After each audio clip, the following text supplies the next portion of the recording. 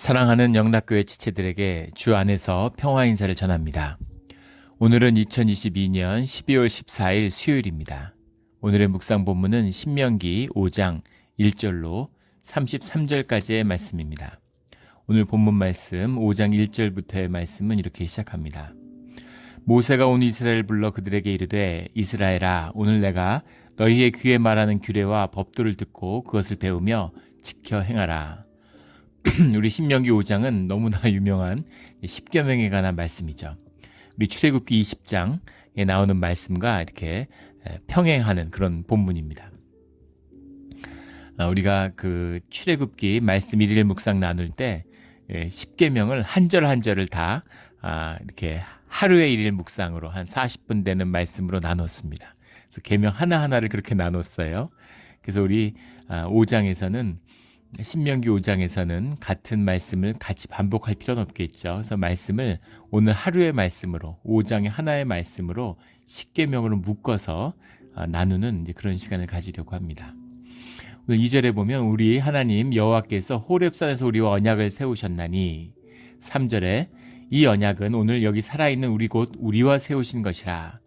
이제까지의 이스라엘을 구속했던, 이스라엘과 함께했던 주님이 신실하게 지켜주시는 하나님의 언약은 아브라함과 이삭과 야곱과 맺었던, 조상과 맺었던 약속이었죠. 그 약속과 언약 안에 이스라엘이 있었던 겁니다. 그런데 이 약속, 십계명의 약속은 지금 살아있는 우리가 주님과 맺는 언약이다라는 거죠. 주님에게 받는, 우리가 주님에게서 맺는 그런 언약이다. 이 언약의 의미는 훨씬 큰 것이겠죠. 더 소중하게 다가오는 것이다 라는 겁니다. 그런데 그러면 그 언약은 다른 언약이냐? 그렇지 않죠. 그 아브라함과 맺었던 언약이 너의 많은 자손들이 복을 받고 복된 땅을 얻고 거기서 제사장 노릇을 할 것이다 라고 하는 말씀이었잖아요. 그런데 그 아브라함의 약속을 지키고 그 축복을 우리가 누리기 위해서는 너희가 받아야 할 약속, 우리가 주님과 맺어야 할, 주님과 함께하기 위해서 우리가 지켜야 하는 그런 약속과 언약이 있는 것이죠. 그 언약을 맺는 것입니다. 이것이 신명기 5장에 나오는 십계명의 말씀이죠. 살아있는 우리, 곧 우리와 세우신 것이라 하는 이 말씀입니다. 7절에 보면 나 이외에는 다른 신들을 내게 두지 말지니라. 1계명이 시작됩니다. 우리 이 십계명을 보면 1계명부터 4계명까지는 주님과의 관계를 다루고 있고 5계명부터 10계명까지는 이웃과의 관계를 다루고 있죠. 관계에 대한 것이에요. 모든 것이. 신앙에서 가장 중요한 것이 관계구나라는 것을 보게 되죠. 근데 이것을 주님은 한마디로 정리해 주셨어요. 예수님이 너희 하나님을 사랑한 것 같이 내 이웃을 사랑하라. 그래서 십계명을 단 한마디로 한 줄로 요약해 주셨습니다. 하나님을 사랑해라. 하나님을 사랑하는 것처럼 내 이웃을 사랑해라 하는 거죠. 이것입니다. 이것이 십계명이에요. 그래서 이 관계, 이 하나님을 사랑한 것 같이 사랑한다는 게 뭐예요? 하나됨이죠. 내가 먹는 것보다 내가 사랑하는 사람이 먹는 게 더 배부르고, 내가 아픈 것보다 사랑하는 사람이 아픈 게 내게 더 아프고, 하나 됐기 때문에 그게 사랑의 비밀이죠.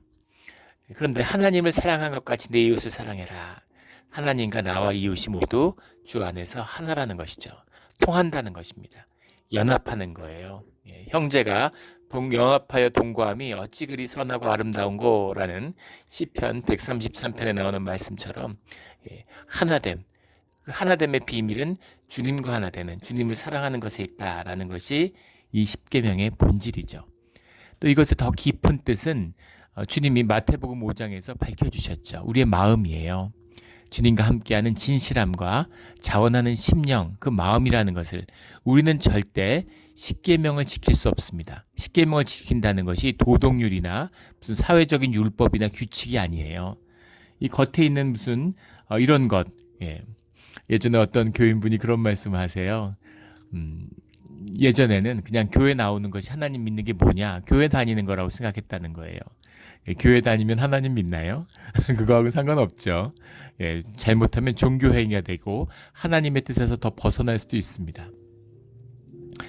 물론 그 시작이 될 수는 있겠지만 그것이 하나님을 믿는 것은 아니죠. 그것처럼 십계명을 지켰다고 하나님과 함께하는 것은 아니죠.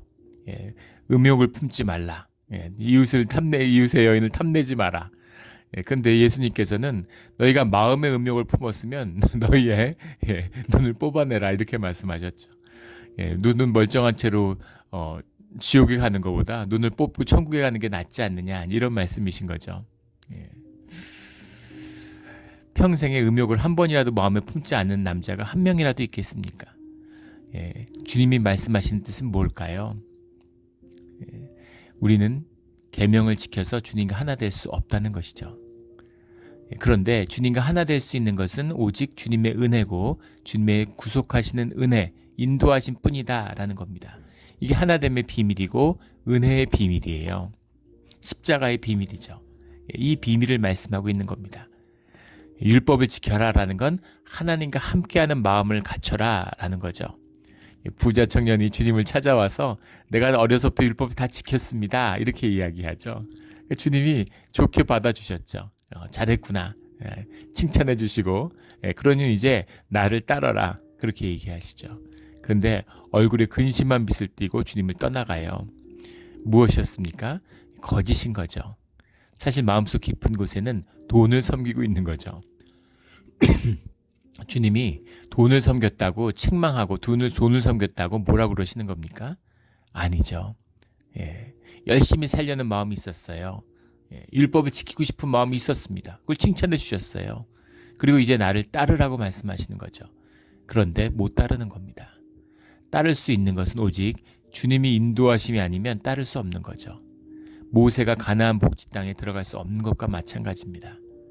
주님의 은혜가 아니면 누구도 주님의 계명을 통해서 주님께 갈 수는 없다라는 이 역설적인 가르침, 이것이 이 십계명의 가르침이고 우리의 신앙이죠. 그럼 다 주님의 은혜니까 뭐 주님이 알아서 하시는 거지 난 내 멋대로 살아야지 그 얘기가 아니죠. 내가 최선을 다해 살았는데 그 위에 주님의 은혜가 더해져야 된다는 이야기입니다. 그래야 주님과 함께 할 수 있다라는 그 말씀인 거죠. 1장 10계명에 나오는 나 외에는 다른 신들을 내게 둘지 말지니라. 신들을 내게 두다, 갖지 마라, 두지 말라 이 말이 이제 이에흐라는 말인데 로라는 게 이제 don't, not, no 이거죠. 부정사니까. 이에흐라고 하는 것이 원문은 이제 지나간다 하는 말도 있고 이제 영어로 하면 패스죠. become도 됩니다. 무슨 말이냐면 주님을 항상 삶의 최우선순위에 둬야 된다라는 얘기예요. 어떤 것도 주님을 지나치게 하지 마라 이런 거죠. 하나님 앞에 무엇도 두지 마. 옆으로도 두지 말고 앞으로도 두지 말고 아무것도 두지 마 이런 겁니다. 삶의 우선순위가 하나님이 돼야 된다. 이게 하나님 관계에 있어서의 첫 번째예요. 이게 첫 번째입니다. 하나님이 먼저 해야 됩니다. 우리 주일날 빠지는 분들이 있어요. 주일을 무슨 율법처럼 지켜야 되는. 제가 그 기독교 용어 중에서 아주 싫어하는 용어 중에 하나가 주일 성수라는 말인데 무슨 율법 같잖아요. 의무방어전 이런 것처럼. 오래된 연인인데 만난 지 5주년 됐으니까 10주년 됐으니까 이제 오늘 영화도 하고 꽃다발도 하나 사야지 그러면 그게 무슨 의미가 있겠어요. 오히려 관계를 모욕하는 것이겠죠. 자원하는 마음으로, 기대하는 마음으로, 설레는 마음으로 나올 수 있는 그 마음이 중요한 거잖아요. 그런 의미죠. 그런 의미에서. 근데 주일을 성수조차 안 되는 게 우리 특히 이민교회 현실이죠. 교회를 주일도 못 지키는 분들이 많아요. 중직자 중 가운데도 그런 분들을 흔히 봅니다. 친구가 한국에서 와가지고 관광을 시켜줘야 되는데 휴가 내거나 월차나 그런 거 내가지고 휴가 그 친구들 구경시켜주는 분들은 보기 힘듭니다. 주일을 빼고 주일날 관광시켜줘야 된다고 교회를 안 나오고 그런 분들을 보게 돼요. 그런 것들. 그런 것이 주님을 우선순위에서 주님 밀리는 거죠. 종교 생활을 하니까 이게 짜투리 시간이죠. 삶을 다 나누고 심심하고 갈 데 없으면 교회 오는 거예요. 그러니까 삶에 여유가 없으면 조금만 힘들어지면 코비드 같은 게 와서 삶에 좀 빡빡해지고 여유가 없어지면 제일 먼저 날아가는 옵션이 교회가 되는 거죠. 이런 걸 이야기하는 겁니다. 그런데 주님과 함께 한다는 것, 주님과 교제한다는 건 주님이 첫 번째 옵션이 돼야 된다는 겁니다. 모든 내 삶 가운데 주님이 첫 번째 옵션이 돼야 된다라는 것이 이 1계명의 뜻이죠. 주님과의 관계를 맺어가는 방법이에요. 사실 이거 하나만 해도 족할 것 같은데 주님이 10가지로 풀어주신 것이죠. 이 계명에 나오는 너는 자기를 위하여 새긴 우상을 만들지 마라. 우상이라는 것도 거짓이잖아요. 내가 원하는 내 마음대로 믿는 주님이 항상 주체고 주님이 중심이어야 되는데 내가 중심인 거죠.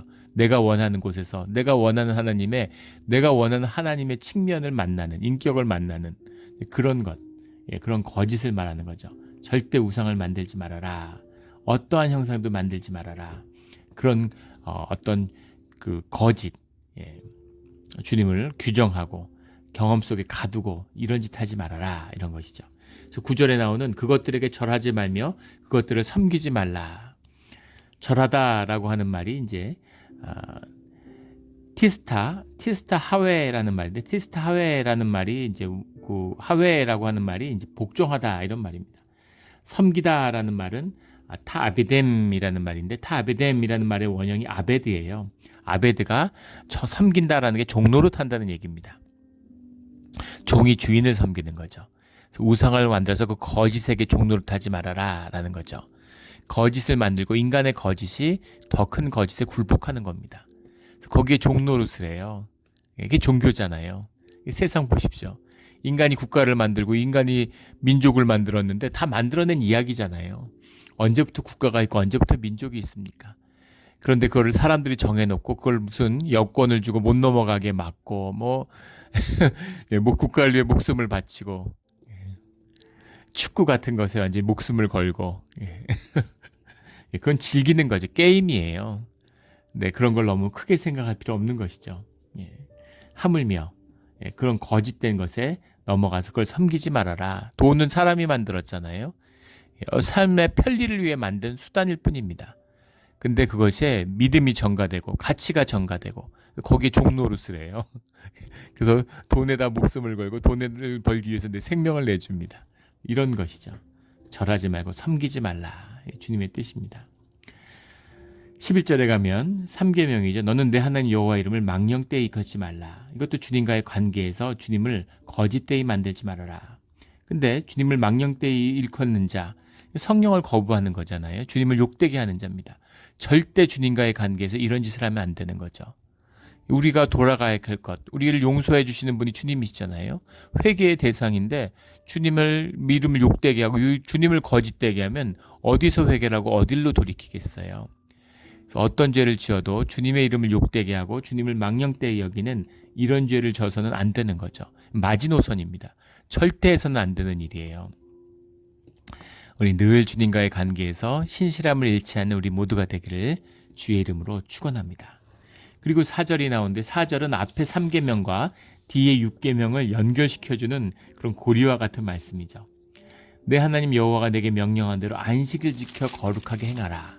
우리가 세상 가운데 살아가지만 광야의 길을 걷지만 하늘의 백성, 하나님 나라의 백성이기 때문에 하나님 나라의 질서, 주님의 시간을 살아야 된다라는 뜻이 이 안식일에 들어있는 거죠. 그래서 주님과 함께하는 비밀이에요. 그런데 여기 보면 14절에 내 모든 가축이나 또는 너와 문 안에 유하는 객이나 남종이나 여종이나 너와 같이 안식하게 할지니라. 주님의 보편적인 다스림의 원리이기 때문에 그 남종 여종은 물론이고 손님까지도, 그리고 가축까지도, 가축이 뭘 한다고 가축도 안식을 지키게 하는 게, 소가 6일 동안 열심히 밥 갈았는데 7일 날은 밥 갈지 않고 소도 쉬게 해줘야 된다라는 얘기죠. 단순한 휴식을 얘기하는 것이 아니라 주님의 질서, 주님과 함께하는 시간을 구별해서 주님께 회복하는 시간을 가져라. 그것이 너희의 일하는 시간, 주중의 시간을 복되게 하고 가치 있고 의미 있게 한다라는 것입니다. 이것을 멈출 수 있느냐 없느냐가 이 시간의 의미를 결정해요. 심지어 교회 모든 사역도 그렇습니다. 우리가 가끔씩 새벽 기도를 쉬죠. 예전에 섬겼던 교회에 장로님이 계셨는데 진짜 좋은 분이셨어요. 교회를 아주 열심히 섬기는 분이셨는데 그분이 아침마다 새벽 기도 나오는 권사님들, 혼자 사시는 분들, 이런 권사님들을 밴에다가, 미니밴에다가 이렇게 다 태워서 이렇게 오십니다. 근데 이제 연세가 막 80이 넘어가시니까 눈이 어두워지시고 감각이 떨어지시는 거죠. 그래서 운전을 하는데 점점 이제 속도가 빨라지는 거예요. 너무 달려가지고 새벽에 엑시스를 못 나오고 그냥 지나가 버린다는 겁니다. 예, 속도를 못 줄여가지고. 그래서 권사님들이 공포에 떨어요. 그래서 권사님들이 이제 장로님이 안 했으면 좋겠는데 아무도 말을 못 하는 거죠. 그래서 목사님이 장로님을 불러서 이제 이걸 좀 내려놓으시면 어떻겠느냐 하고 얘기하는데, 이분이 제가 29년을 했는데 1년만 하면 30년입니다. 30년을 채우고 싶다는 거예요. 예, 왜 30년을 채워야 됩니까? 30년의 의미는 뭔가요? 그건 주님이 주시는 의미가 아니라 내 의미잖아요. 내가 30년을 채워야 되고 내가 30년 했는데 이거 못 그만둬 이러면 이건 하나님하고 아무 관계가 없는 겁니다. 하나님하고 관계가 없는 게 문제가 아니라 하나님의 이름으로 하고 있다는 게 더 큰 문제고 심각한 문제죠.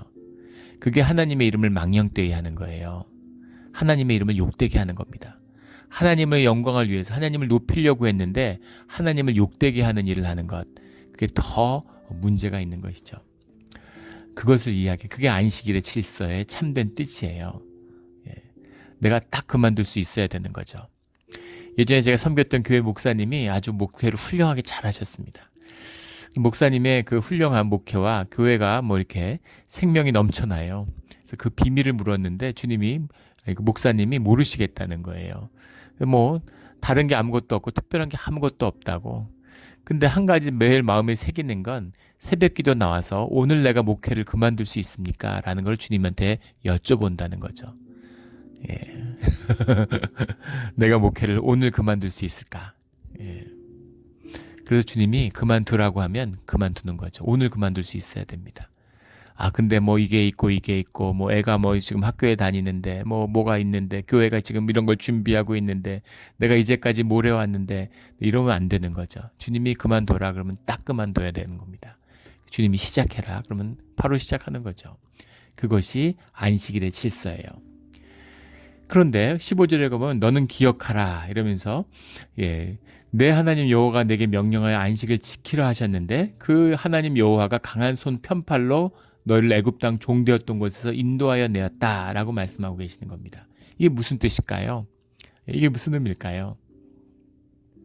세상의 주인이 주님이라는 것을 잊지 말라는 겁니다.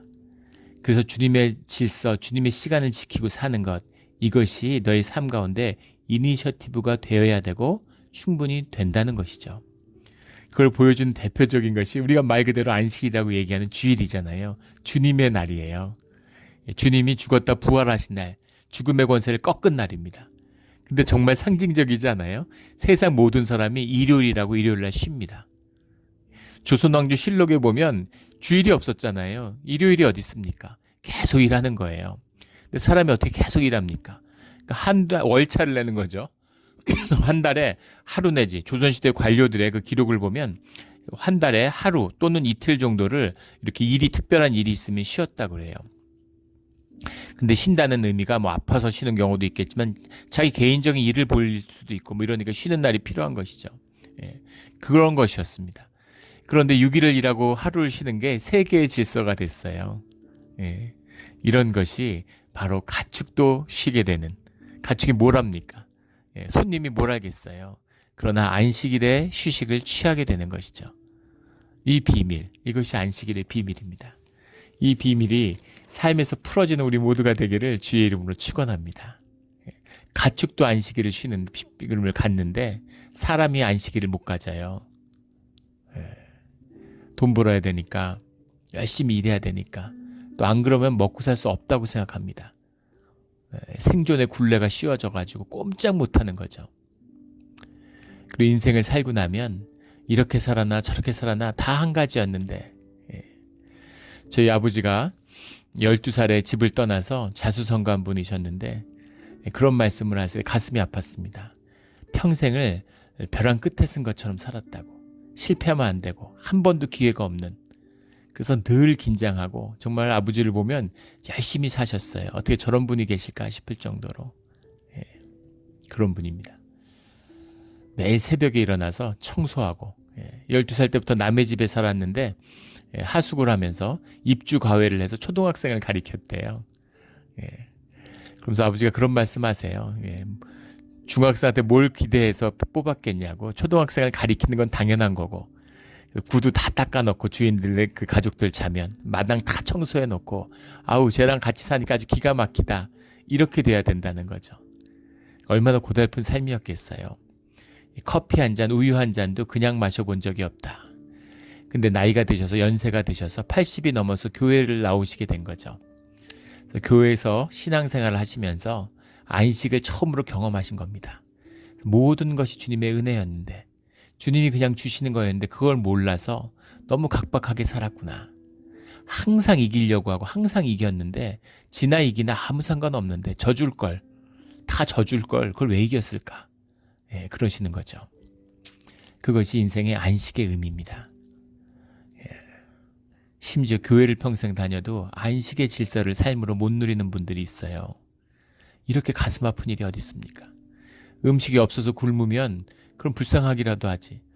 예, 뷔페 식당에 앉아서 굶었다 그러면 이건 얼마나 비참합니까? 우리 안식의 참된 뜻을 삶으로 누리는 우리 모두가 되기를 주의 이름으로 축원합니다. 16절에 가면 5계명이 나오죠. 너는 하나님 여호와께 명령한 내 부모를 공경하라. 우리 예전에 출애굽기에서도 나눈 적이 있지만 공경하라라는 말이 카베드라는 말이죠. 공경하다. 이게 무겁다라는 to be heavy, to be weighty 이런 것이죠. 이 무겁게, 깊이, 소중하게 생각하는, 깊이 생각해야 된다. 무게 있게 생각해야 된다. 이런 겁니다. 우리가 유교의식을 갖고 있어서 무슨 유교식으로 부모님께 무슨 복종하고 뭐 이런 의미로 오해하는데 부모님을 부모님 자리에 둬야 된다. 왜냐하면 그것이 우리를 그 생명을 맡기신 위탁한 하나님의 뜻 가운데 있기 때문이다라는 뜻이죠. 우리 특히 이민 사회에서 그런 걸 보게 돼요. 이민자들이 드세죠. 드세입니다. 그래서 이민교회 다 힘들다 그러는 거 아니에요.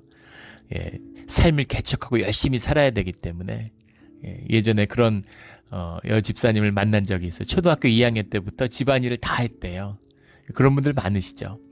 부모님들이 영어가 안 되니까 누가 찾아오고 영어로 찾아오면 본인이 다 얘기하고 서류 같은 거 무슨 서류가 얼마나 옵니까? 미국에 다 편지로 하니까. 근데 그 편지들을 다 읽어보고 답장하고 처리하는 거를 초등학교 때부터 하는 거예요. 그러다 보니까 부모의 권위 같은 것을 우습게 알기 쉽습니다.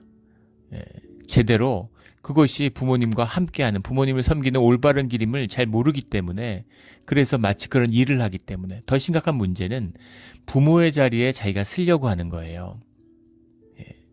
그래서 그 이민 가정이 깨지고 결손 가정이 많고 많은 어려움을 겪는 이유죠. 생존의 굴레에 묶여서 막 사니까 돈 벌고 먹고 살면 무슨 큰일 했다고 생각하는 거죠. 그래서 내가 집의 생계를 내가 책임져요. 내가 돈을 벌어요. 그러니까 내가 가장이고 내가 주인 행세해야 되는 것처럼 착각하게 되는 것이죠. 근데 그것이 하나님과의 관계를 파괴하는 것이다 라는 겁니다. 그런 삶의 자리에 들어가게 되면 하나님을 잃어버린다라는 거죠. 이 의미가 부모를 무겁게 여겨야 된다라는 그 뜻이죠. 또 마음 심리적으로도 부모가 걱정하고 부모가 책임져야 될 문제를 자식이 걸머지는 경우가 있습니다. 부모가 부모답지 못해요. 부모가 막 싸우고 사내 안 사내 이러는 겁니다. 그러면 자녀가 마더레이터가 되려고 그래요. 부모를 관계를 이렇게 화해시키고 뭔가 이렇게 가족에 대한 접착제 같은 거를 자식이 해야 되는 것처럼, 또 가정의 위기를, 부부관계를 자녀가 근심해요. 이런 겁니다. 그런 걸 근심하지 말라는 거예요. 그건 부모의 몫이에요. 깊은 뜻이 많이 들어있죠. 뭐 우리 말씀마다 우리 그 설교로 말씀으로 다 나누었기 때문에 뭐 막 깊이 있는 걸 다 나눌 수는 없지만 이것이 모두 이 관계의 문제가 주님과 관계되어 있다라는 것이 십계명의 참된 뜻이다라는 것이죠. 이어지는 말씀도 마찬가지입니다. 살인하지 말라, 간음하지 말라. 살인이라는 건 두려움의 발로라고 그러죠. 겁 많은 개가 짖는 것처럼, 무는 것처럼 살인은 공포의 극단적인 표현인 겁니다. 살인이라는 건 또 한 가지 중요한 뜻이 들어있는데 상대방의 삶이 나와 완전히 분리되어 있다고 여기는 거죠. 단절이에요. 극단적인 단절입니다. 7절에 간음하지 말라, 8절에 도둑질하지 말라. 다 마찬가지죠. 왜 도둑질하고 남의 걸 훔치겠어요? 니께 내께 따로 있기 때문인 거죠. 부부가 있는데 남편의 돈을 부인이 훔치나요? 부인의 돈을 남편이 훔칩니까? 그런 부분은 없죠. 왜 훔치겠어요? 남편 돈이 다 내 돈인데. 다 내 건데 누구 주머니에 있던 게 무슨 상관입니까? 내가 쓰면 되는 거지. 그런 것이죠. 그래서 살인도 간음도 도둑질도 모두 다 삶이 깨어버린 단절의 표상이죠. 단절이 극단적으로 진행됐을 때. 근데 세상의 기초는 뭐예요? 돈의 기초는 뭡니까? 단절에 있어요. 너와 나는 남이라는 거죠. 너와 나는 남이다. 너와 난 상관없고 인디비주얼리즘이잖아요. 내 삶은 나한테 달려있고 내 책임이고 내 맘대로 내가 살아서 내가 책임지는 거야. 내가 뭘 책임집니까? 내 맘대로 되는 게 있나요? 아무것도 되는 게 없죠. 속이는 것이죠. 그런 속임수에 넘어가는, 세상 거짓에 넘어가는 그 무너진, 단절이 됐다는 게 무엇입니까? 주님과의 관계가 깨졌다는 것이죠. 그것은 뭐냐면 영적 생명의 공급처를 잃었다는 거예요. 그러니까 처음엔 잘 모르죠. 그런데 영이 점점 시들어서 영이 어느 날 죽어버리는 겁니다. 그 의미죠. 오늘 5장 33절에 가면 이 도를 행하면 너희가 살 것이요. 지금 죽었나요? 다 살아있죠. 숨쉬고 있는데. 근데 여기서 성경에서 말씀하는 늘 나오는 성경에서 산다는 얘기는 뭡니까? 영이 산다는 얘기죠. 생명이 산다는 얘기입니다. 너희가 선악과를 먹으면 정녕 죽으리라. 안 죽었죠. 영이 죽는 것이죠. 주님과의 관계가 깨지는 것입니다. 이것의 의미예요. 영이 죽어버리니까 단절됐으니까 짐승이 됐으니까 그러니까 본성이 피어나질 못해요. 짐승같이 사는 겁니다. 본능으로 살아요. 살아남아야 되니까. 먹고 살아야 되니까. 그러니까 남을 짓밟을 수도 있고 남을 죽일 수도 있는 것이죠. 남의 거 뺏고 남의 거 훔치고 남 속이고 이렇게 되는 겁니다. 이것이 단절의 비극이죠. 이것을 회복하는 것. 이 코이노니아잖아요. 너의 아버지 하나님을 사랑한 것 같이 내 이웃을 사랑해라. 다 하나라는 거죠. 원래 하나였다는 겁니다. 심지어 자연도 모든 주님의 피조물이 주님 안에서 하나인 것을 그것을 깨닫고 누려라 하는 거죠. 그 심령이 피어나고 살아나면 그런 걸 느끼잖아요. 정말 심령이 살아나고 기도하고 심령이 확 피어나면은 그런 거 느끼실 겁니다. 기도하고 나오면 공기가 달라요. 그리고 제가 그 새벽기도 마치고 일일 묵상 마치고 집에 돌아가는 길에 이렇게 저는 이제 시간이 뭐 특별히 약속이 있거나 급하지 않으면 바닷가 쪽으로 돌아가는데 그게 이제 삶에 주어진 주님의 큰 선물인 것 같아요. 그런 복을 누리는 사람이 얼마나 되겠습니까? 참 기가 막히게 아름답잖아요. 우리 파시픽 그룹으로 돌아가는 그 바닷가가. 근데 막 뭐라 말할 수 없는 그런 감동이 있습니다. 어떨 때는 눈물이 쭉 흐를 때가 있어요. 너무 아름다워가지고. 근데 그 이상하잖아요. 그 영이 약해지고 영이 탁해지면 아름답지 않아요. 눈에 들어오지도 않습니다. 그리고 바닷가로 가지도 않아요. 마음이 급하니까. 그런 것이죠. 우리 주님이 주신 선물이 회복되는 영의 교통이 이루어진 우리 삶의 자리가 되기를 주의 이름으로 축원합니다. 9절에 내 이웃에 대하여 거짓 증거하지 말라. 21절 내 이웃의 아내를 탐하지 말라. 거짓 증거라는 것은 역시 거짓이 주님과의 관계를 가로막는 가장 중요한 것이죠. 예수님이 창기와 세리의 집들과 어울려서 밥을 드셨어요. 주님이 죄인 가운데 죄인들 속으로 오셨습니다. 주님이 죄인들과 함께 하세요. 죄인들과 함께 하시지만 거짓과 함께 하시진 않는다는 겁니다. 거짓과 함께 하진 않아요.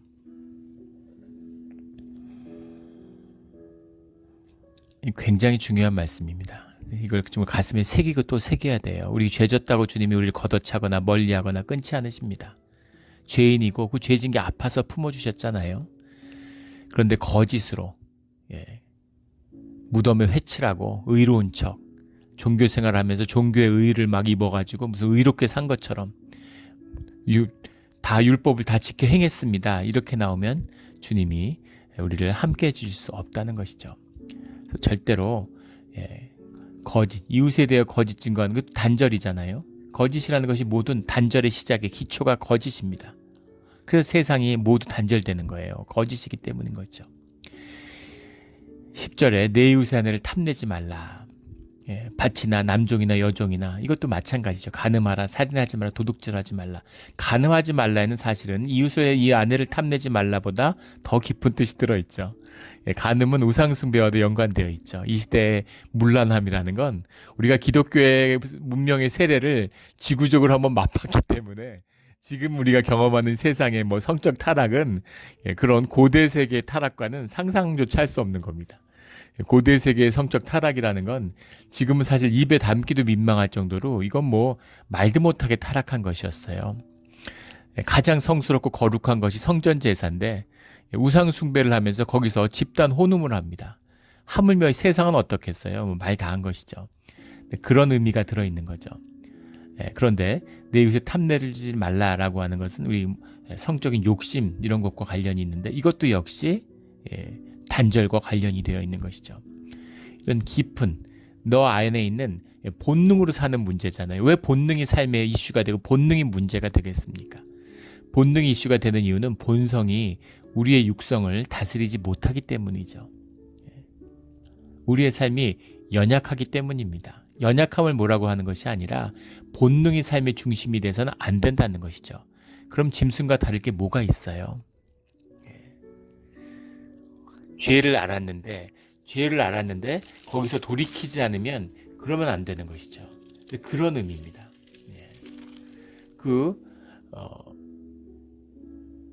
죄인 줄 알면서 그러면서 그 죄를 행하는 것, 이런 문제를 말씀하고 있는 것이죠. 우리 주님의 말씀을 받아서 이런 모든 죄들을 끊는 우리 모두가 되기를 주의 이름으로 축원합니다. 22절 그 말씀을 받았는데 두 돌판에 써서 내게 주셨느니라. 두 돌판에 새겼는데 이걸 어떻게 새겼는가에 대한 많은 논리가 있어요. 한 판에는 4계명, 다른 것은 6계명을 새겼을 것이다. 또는 5계명, 5계명을 새겼을 것이다. 여러 가지 설이 있는데 저는 10계명, 10계명을 새겼을 것이라고 봅니다. 왜냐하면 말씀이 말씀을 증거한다는 것이 말씀의 중요한 섭리죠. 두 감람나무, 두 증인처럼 증거예요. 주님의 말씀을 땅에 우리의 현상세계, 본질이 실제화될 때 가장 중요한 것은 증거입니다. 이것이 불완전한 현상 가운데 본질을 실제화에 담는 그 비밀이 증거, 증인, 증언에 있는 것이죠. 그래서 저는 한 돌판에 10계명씩 새기지 않았을까 그렇게 생각을 하는데 그 10계명의 돌판을 본 적이 없으니까 이제 모르죠. 근데 10씩 새기지 않았을까 저는 그렇게 봅니다. 24절에 불 가운데 나오는 음성을 우리가 들었고 사람들이 그걸 듣고 두려움에 사로잡혔어요. 그래서 25절에 큰 불이 우리를 삼킬 것이요 만일 우리가 우리 하나님 여호와의 음성을 다시 들으면 죽을 것이라. 그 두려워합니다. 그런데 그 음성을 주님이 들으시고 29절에 가면 항상 이 같은 마음을 품어 나를 경외하며 내 모든 명령을 지켜서 그들과 그 자손 영원히 복받기를 원한다. 이렇게 말씀하시죠. 주님 앞에 나오라는 겁니까? 말라는 겁니까? 나오고 안 나오고가 중요한 것이 아니죠. 중요한 것은 마음입니다. 나와도 어떤 마음을 갖고 나오는지, 못 나와도 어떤 마음을 갖고 못 나오는지가 중요한 것이에요. 이것이 십계명의 마태복음 5장에서 말씀하시는 주님의 참된 뜻, 가리키는 계명의 참된 뜻이죠.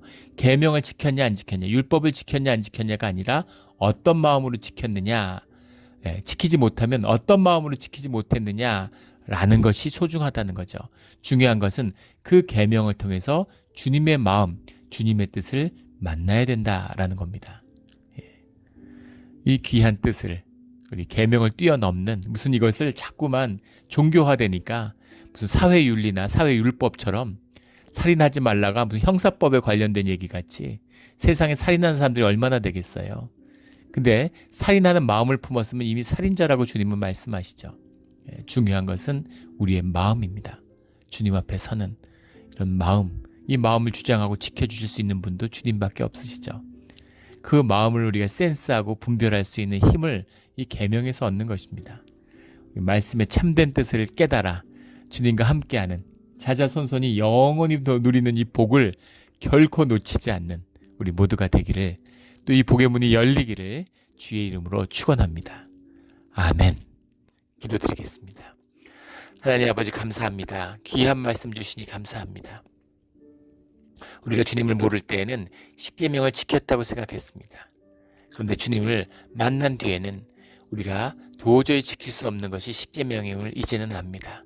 주 안에서 이 계명이 완성되는 참된 복을 누리는 우리의 삶의 자리가 되게 하여 주시옵소서. 모든 것을 주님께 맡기며 감사하며 의지하며 예수 그리스도 이름으로 기도드렸습니다. 아멘.